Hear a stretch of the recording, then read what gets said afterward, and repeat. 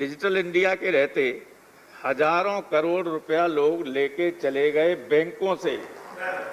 किसान की तो बात छोड़िए, जिस दिन किसान डिजिटल से व्यापार करने लगेगा उसे पैसा नहीं मिलेगा, कहां ढूंढता फिरेगा वो अंबानी अडानी को।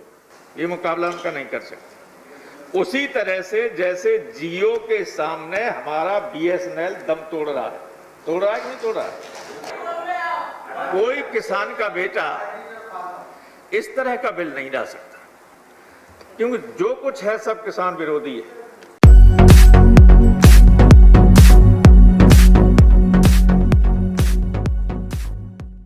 मैंने कांग्रेस के श्री बाजवा जी को सुना, भूपेंद्र जी को सुना और डेरिक ओब्रायन और हमारे अन्ना डीएमके के मित्र को सुना। मैं बहुत जोर से तो नहीं बोल सकता, लेकिन कई बार मुझे ये लगता है कि कोई न कोई ऐसा कंपल्सन है जिसकी वजह से सत्ताधारी दल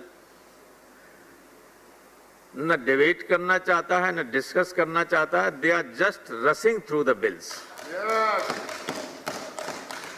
इतने महत्वपूर्ण बिल, क्या ये उचित नहीं होगा पार्लियामेंट्री डेमोक्रेसी में कि देश के 60% से ज्यादा लोगों को रोजी रोटी देने वाले सेक्टर के बारे में जब आप बिल लाएं तो विपक्ष के नेताओं से भी बात करें और देश के तमाम किसान संगठनों से बात करें।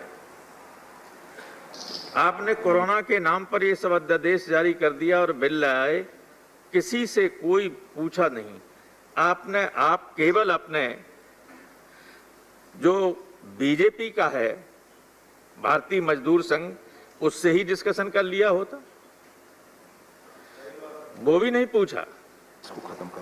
आखिर क्या कंपल्सन है, क्या मजबूरी है?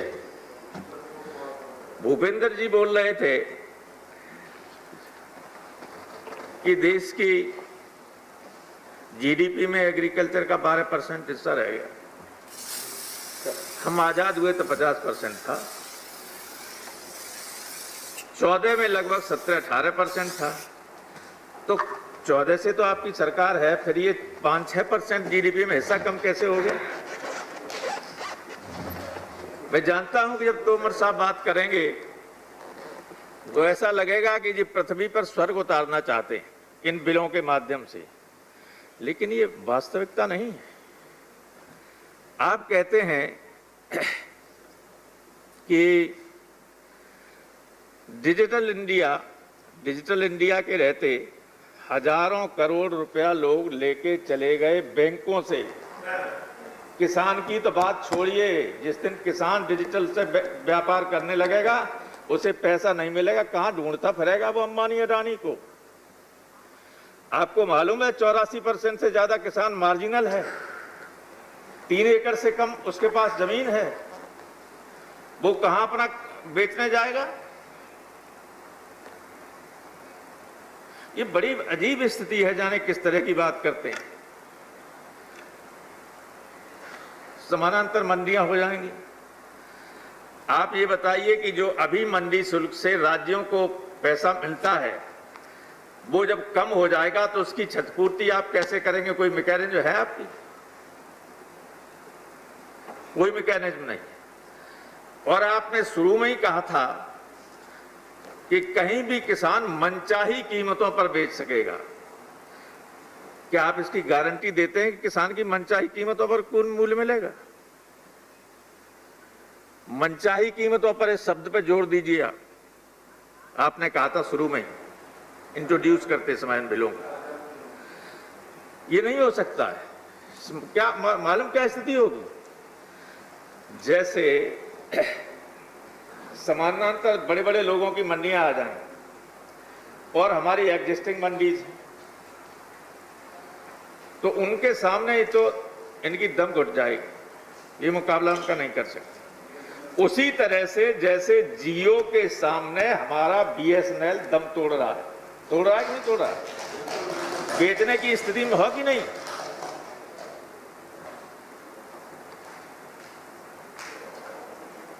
और आप तो किसान के परिवार से आते हैं,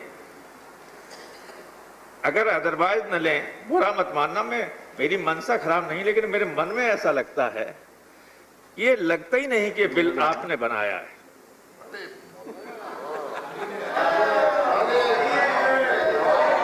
क्योंकि कोई किसान का बेटा इस तरह का बिल नहीं ला सकता। इससे आगे की बात नहीं मैं कहना चाहूंगा, लेकिन आप तोमर साहब, आप चंबल के किनारे के रहने वाले, मैं इन बिलों की टेक्निकलिटीज पर नहीं जाना चाहता, क्योंकि जो कुछ है सब किसान विरोधी है। जो कुछ है, मैं सारे लोगों से ये कहना चाहता हूं कि हमारे चंबल की घाटी में इधर इटावा है, उधर भिंड और ग्वालियर है, जिधर से हमारे मंत्री जी आते हैं। वहां एक बहुत बड़े कवि हुए थे शिशु जी,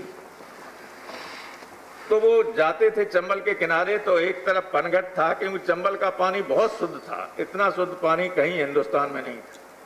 लोग वहीं से पानी भर के महिलाएं लाती थी, और एक तरफ मरघट था। उन्होंने पूरा खंडकाब लखाछन चंबल घाटी पर। Sir, there is 1 minute sir, 1 minute. 1 minute, there is only 1 minute. देखिए, तो उन्होंने मरघट को क्या लिखा, मैं सारे लोगों से, हमारे ऊपर भी लागू होता है। 4 लाइनें में कहना चाहता हूं कि स्वर्ण भस्म को खाने वाले इसी घाट पर आए, दाने बीन चबाने वाले इसी घाट पर आए, गगन ध्वजा फहराने वाले इसी घाट पर आए, और बिना कफन मर जाने वाले इसी घाट पर आए। इस सत्य को, जीवन के इस मर्म को समझिए। सत्ता में न भी रहें और रहें भी, तब भी जब 10 साल बाद आप गांव के सब खेतों की मेड़ों पर जाएंगे, तो टूटी ही मेड़ें आपसे पूछेंगी कि जब हमारा गला काटा जा रहा था, तब आप संसद में क्या कर रहे थे। उदास लड़के गांव के ये पूछेंगे, उनके चेहरे जो अभी खिले रहते हैं, वो मुरझाए चेहरे ये पूछेंगे कि जब हमारा डेथ वारंट निकाला जा रहा था संसद के जरिए, तो आप संसद में क्या कर रहे थे। क्या जवाब देंगे आप। हम जवाब देने लायक नहीं होंगे। इन 7 मिनट में मैं कुछ नहीं कह सकता, लेकिन जीवन के मर्म को समझिए, और हम सब पर ये लागू होता है। इसलिए ऐसे काम कीजिए कि आने वाले पीढ़ी कभी आपको दोषी न ठहराए। बहुत बहुत धन्यवाद। Thank you sir. Sir, Shri TKS सिडंगोवन।